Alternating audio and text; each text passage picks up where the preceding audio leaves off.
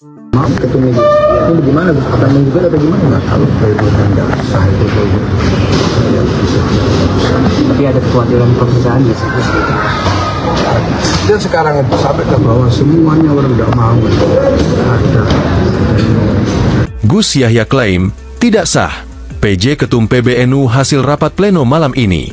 Ketua Umum PBNU Yahya Holil Stakuf menegaskan, penjabat, PJ, Ketua Umum yang disebutkan bakal diumumkan dalam rapat pleno malam ini tidak sah.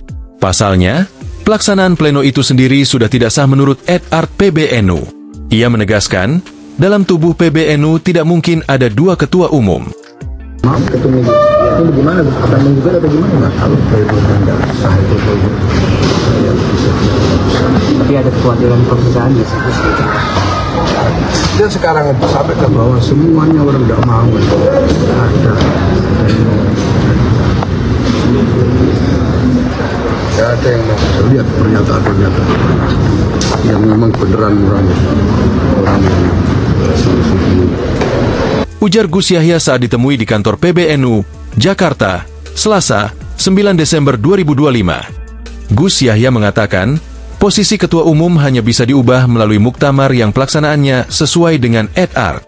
Apapun keinginan orang untuk menghentikan saya tanpa muktamar, tanpa kontak tinggi, itu tidak mungkin bisa dieksekusi karena bertentangan dengan DRT.